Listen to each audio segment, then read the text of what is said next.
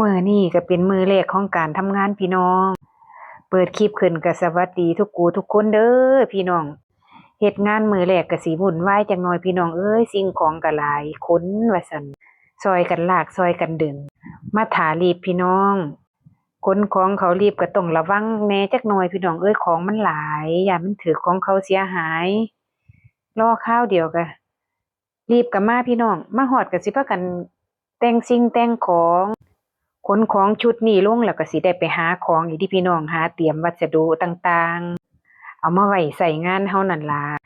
เวลาเฮ็ดงานมันค่อยบ่ยากพี่น้องมาฮอดห้องก็สิประมาณนี้ล่ะห้องที่ได้ข้อยเฮ็ดงานก็ได้เป็นห้องรอบ2ชั้นเมืองแล้วก็สิมีงานเปลี่ยนพื้นเปลี่ยนหยังขนของลงชุดนี้ได้ข้อยก็สิไปเอาไม้มาเปลี่ยนพื้นนี่บัดนี้พี่น้องพากันต่อจากออกจากชั้น22ก็คือจังมาขึ้นลิฟต์ชั้น24พี่น้องมันเป็นทางเชื่อมกัน ระหว่างตึก B ไปตึก C พี่น้องพู้นน่ะรถเข็นเราบ่เข็นเด้เราแบกเอานะ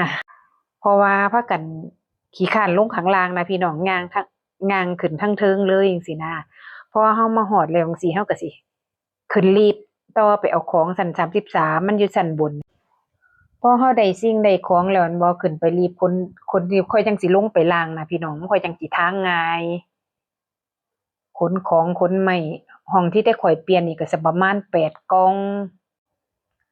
ก็สิเสร็จพอดีก็สิเหลือนิดหน่อยคันมันเหลือก็เหลือบ่หลายพี่น้องช่วยกันขนอ้ายน้องเพิ่น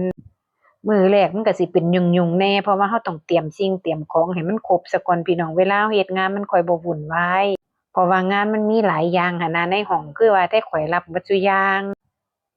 ช่วยกันเอาน้องมาเฮ็ดช่วยเอามาเป็นลูกมือผัวข้อยหั้นนะ มาจับมาบ่ายซอยเพราะว่าข้อยก็เป็นผู้หญิงเนาะเฮ็ดงานหนักก็สิบ่ได้หลายปานใดหั้นนะก็เลยต้องให้เพิ่นมาซอยพอดีเพิ่นก็ว่างเพิ่นก็มาเฮ็ดเล่นต่างเฮ็ดเล่นเฮ็ดหัวไปพี่น้องส่วนข้อยพอดีล่ะบ่มีคอนเทนต์พอดีว่าข้อยขอถ่ายคลิปหมู่เจ้าเด้อให้หมู่เจ้าพากันขนโลดข้อยว่าขนเสร็จแล้วก็สิพากันเอาไปพุ่นนี้เป็นพี่น้องเอาลงทางใต้มันค่อยจังสิเข็นง่ายหั้นนะเพราะว่าของมันหนักแล้วมันก็บ่ได้หิ้วไกล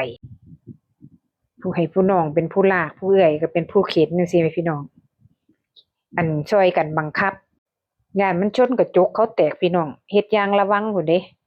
ก็สิเข็นมารอลิฟต์คือเก่าพี่น้องมารอลิฟต์ลงข้างล่างบัดนี้ขนของแล้วเราก็สิเข้าลิฟต์มาฮอดห้องพอดีพี่น้องฮอดห้องแล้วก็สิขนของลงคลิปนี้ก็สิส่ำนี้ก่อนพี่น้องจั่งใดก็ถ้าติดตามคลิปต่อไปเด้อพี่น้องเด้อว่าข้อยสิเฮ็ดหยังคลิปต่อไปเด้อพี่น้อง